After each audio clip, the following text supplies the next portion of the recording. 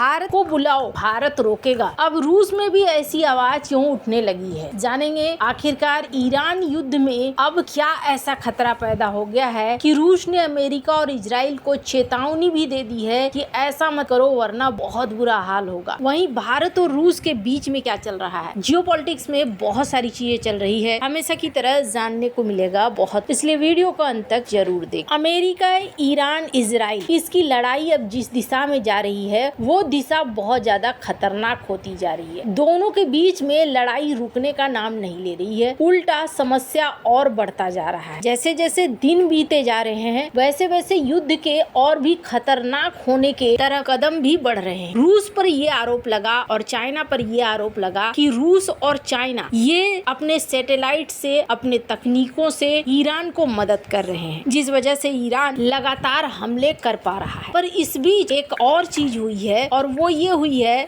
कि ईरान में जो न्यूक्लियर प्लांट है उसमें से एक न्यूक्लियर पावर प्लांट के परिसर में एक मिसाइल और प्रोजेक्टाइल से हमला हुआ। और इसको ऐसे समझे कि ऑपरेटिंग रिएक्टर से सिर्फ 350 मीटर दूर एक मिसाइल आकर गिरी। हमले में ऐसा कोई भी चीज चपेट में नहीं आया जिससे रेडिएशन लीक हो, कोई मारा भी नहीं गया। लेकिन ये एक उदाहरण आया दुनिया के सामने कि देखो अब ये समस्या न्यूक्लियर पावर प्लांट तक बढ़ चुकी है। इसको लेकर रूस ने चेतावनी भी दे दी और रूस ने कहा कि ये एक बहुत खतरनाक कार्य है। ऐसे करने का मतलब ये हो गया कि अगर आप बुशहर न्यूक्लियर प्लांट के आंतरिक इलाके में लापरवाह होकर हमले कर रहे हैं तो इसका मतलब ये है कि अगर ये ब्लास्ट होता है तो ये ब्लास्ट पूरी तरीके से फैलेगा, रेडिएशन एक जगह नहीं रुकेगी। और अगर बात करें बुशहर की तो बुशहर ईरान का एकमात्र ऐसा न्यूक्लियर पावर प्लांट है जिसकी क्षमता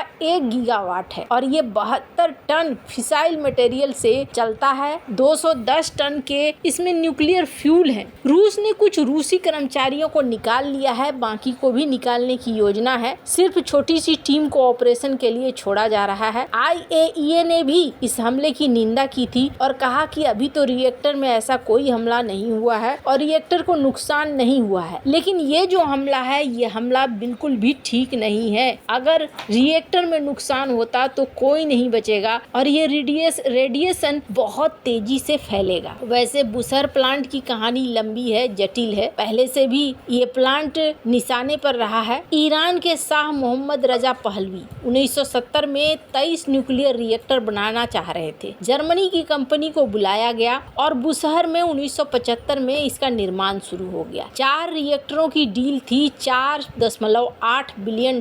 लेकिन फिर अचानक से इस्लामिक क्रांति हो गई और क्रांति के बाद काम रुक गया। प्लांट 50 से 60% तक पूरा हो चुका था, फिर बाद में इसे पूरा किया गया। और इस तरीके के हमले पहले ईरान इराक युद्ध में भी हुआ था, जिसमें खास करके न्यूक्लियर पावर प्लांट को निशाना बनाया गया। लेकिन न्यूक्लियर पावर प्लांट में ईंधन नहीं थे, यूरेनियम डाला नहीं गया था, जिसकी वजह से कोई नुकसान नहीं हुआ। 1990 में ईरान और रूस के बीच समझौता हुआ और 1995 में फिर रोसोटॉम ने प्लांट के काम को पूरा किया और उसके बाद यहाँ से शुरुआत हो गई न्यूक्लियर पावर प्लांट। तो रूस के कर्मचारी भी यहाँ पर थे। रूस ने अब इस युद्ध को लेकर कई सारे बयान भी जारी करने शुरू कर दिए हैं कि अगर इस तरीके से आप करेंगे तो ये पूरे खाड़ी देशों के लिए एक बड़ी समस्या है। स्क्रीन पर एक वीडियो है, इस वीडियो में आप पुतिन को देख रहे हैं। कहा जा रहा है कि इस वीडियो में पुतिन ये कह रहे हैं कि जो कोई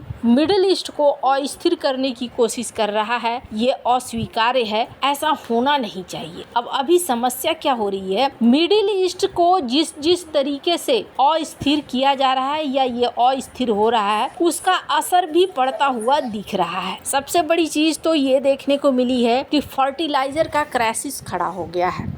अब ये यूरोप रूस से चाहता है कि उसे फर्टिलाइजर मिलता रहे, भारत भी चाहता है रूस से कि फर्टिलाइजर मिलता रहे, फर्टिलाइजर में किसी तरीके की रोक ना हो। भारत ने रूस सहित कई देशों के साथ इस वक्त फर्टिलाइजर की डील करना शुरू कर दिया है। मिडिल ईस्ट की ये समस्या भारत के लिए समस्या भी लेकर आई है तो वहीं अवसर भी लेकर आई है। अगर अभी आप देखें इधर जंग का माहौल है, अमेरिका जंग में अटका पड़ा है और भारत और रूस के बीच में धड़ाधड़ डील हो रहे हैं। हमने अभी ये देखा कि किस तरीके से रूसी तेल आधे रास्ते से अब भारत के लिए रवाना हो रही है, भारत पहुंच रही है। लेकिन सिर्फ इतना ही नहीं हो रहा है, रूस और भारत में फ्री ट्रेड एग्रीमेंट को लेकर भी बातचीत आगे बढ़ गई है। अभी हाल ही में दोनों देशों की बैठकें भी होनी शुरू हो चुकी है। जो रणनीतिक बैठक है वो रणनीतिक बैठक रूस और भारत के बीच में शुरू हो चुकी है, ताकि रणनीतिक पार्टनरशिप को आगे बढ़ाया जाए।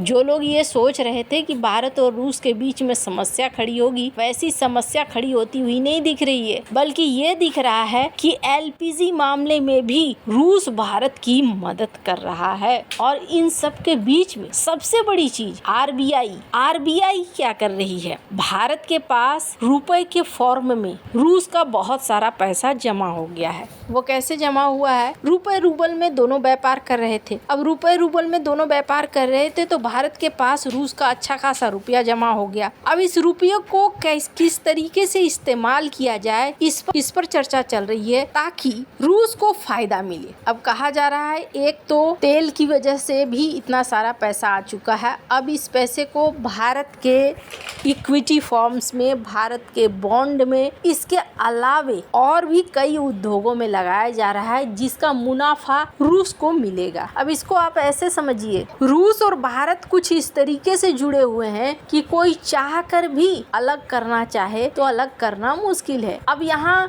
जहाँ एक तरफ ये सारी चीजें हो रही हैं, वहीं मिडिल ईस्ट में शांति के लिए रूस क्या चाह रहा है? रूस की प्रवक्ता ने एक बड़ा बयान दिया है और रूस की प्रवक्ता ने कहा है कि Вы знаете, мне кажется, что в нынешних обстоятельствах весьма востребованы усилия ответственных членов мирового сообщества для поиска развязок тяжелейшего кризиса, возникшего впоследствии неспровоцированной агрессии США и Израиля на Иран. И это относится к любым усилиям конструктивного характера.